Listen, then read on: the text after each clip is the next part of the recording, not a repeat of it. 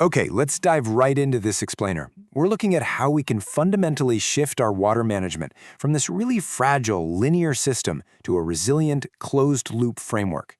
Because, let's face it, water is absolutely our most critical resource. Actually, 90% of the global economy depends entirely on it. No water, no economy. It's not simple. Yet the way we're managing it today, it's completely unsustainable. But don't worry, we're not just here to doom scroll. There's an incredibly powerful, innovative solution out there. And today, we're going to break the whole thing down, step by step. So, here's our roadmap for today.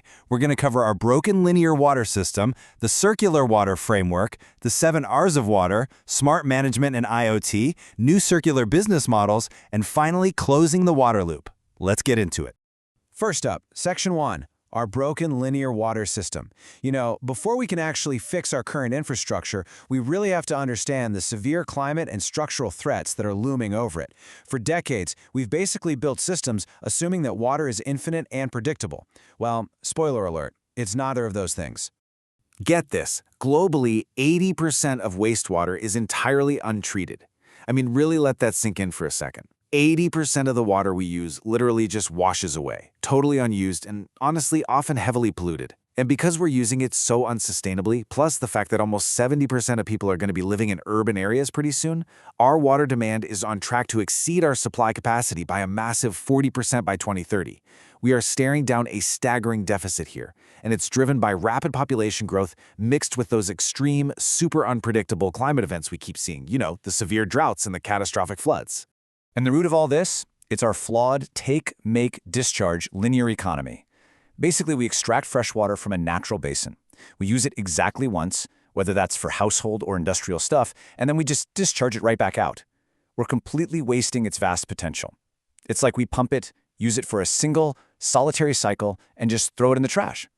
This one-way street mentality is exactly why we're facing such severe global water scarcity right now. All right, moving on to Section 2. The circular water framework.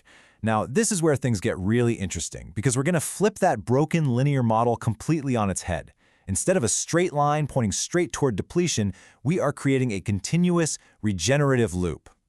So, by adopting the Ellen MacArthur Foundation's principles, we start treating the water cycle as a completely closed loop, from the catchment to the consumer and then right back to the catchment again. We're ensuring we use every single molecule multiple times. We are literally designing utilities to cut out waste right from the very beginning.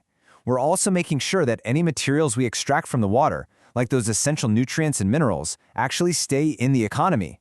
And above all else, we're making sure our natural water sources finally get the time and the environmental input they desperately need to fully regenerate. And this whole approach builds a beautifully holistic vision, where digital technologies and circular business models act as these massive, game-changing enablers. If you look at the top and bottom here, you can see exactly how all these pieces fit together into one big puzzle.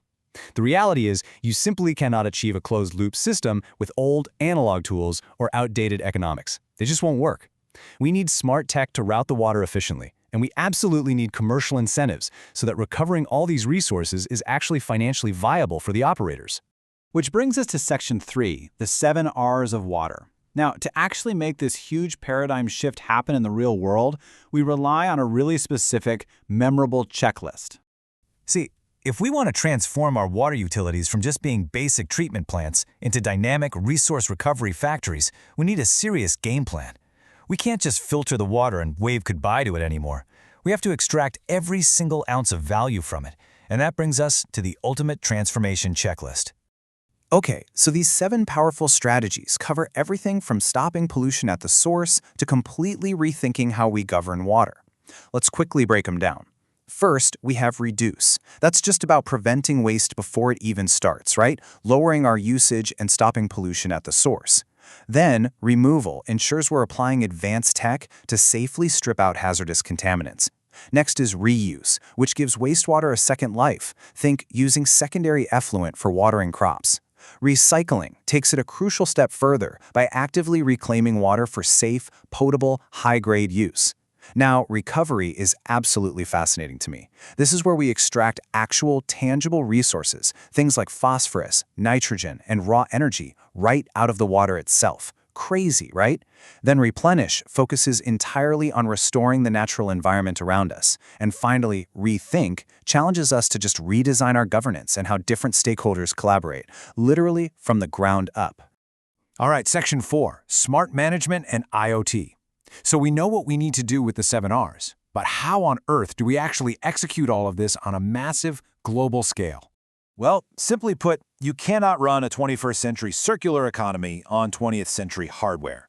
When we upgrade our aging analog infrastructure, stuff literally built back in the 1930s in some places, with IoT, data-driven models, it changes everything. We finally stop waiting for a pipe to burst or a basin to run dry before we do something. Instead, we use predictive smart management to detect leaks instantly and route water intelligently. Get a load of this. Over 50% of a standard treatment plant's energy is used just for aeration alone. But if we monitor the exact biological load coming into that plant in real time, these digital systems can dynamically adjust the process, which saves an absolutely massive amount of power. And what this creates is a really cool hybrid of green and gray infrastructure. Smart management connects decentralized wastewater treatment with agricultural and industrial reuse, pushing us right towards zero-carbon water services. It's incredibly interconnected. Instead of relying on one massive, centralized plant that's miles away from the city, we can set up decentralized local hubs. The smart grid can just direct reclaimed water straight over to local farms for watering crops, or it can route thermal energy captured right out of the wastewater directly into nearby industrial facilities. It's honestly like a highly choreographed digital dance. Moving to Section 5, New Circular Business Models. Because, let's be real, upgrading our technology is only half the battle here. We also have to completely rewrite the economics of water. If it isn't economically viable, it's just not going to scale. But here's the secret. Wastewater is actually a carrier of incredible value. It is packed with recoverable nutrients like phosphorus and nitrogen, and it's totally capable of generating biogas for energy. Think about it. Instead of spending a ton of money and energy to just burn or bury the sludge that's left over from treating water, we can use anaerobic digestion to turn that organic matter straight into methane gas. Gas that can then power the facility itself. It's wild. We can literally mine the water for critical raw materials. That saves us the massive energy costs and all those supply chain disruptions that come with traditional mining and transport. And if you look here, this map proves that these circular business models are actually profitable across every single level. Down at the micro level, you've got specific tech like membrane filtration and anaerobic reactors. Move up to the meso level, and we start seeing that decentralized reuse and localized phosphorus recovery we talked about. And then, at the macro level, the whole shebang translates into tangible, highly profitable business outputs. We're talking plant-based products, sustainable cosmetics, totally secure water resources, and even blockchain-tracked commercial platforms to monitor it all.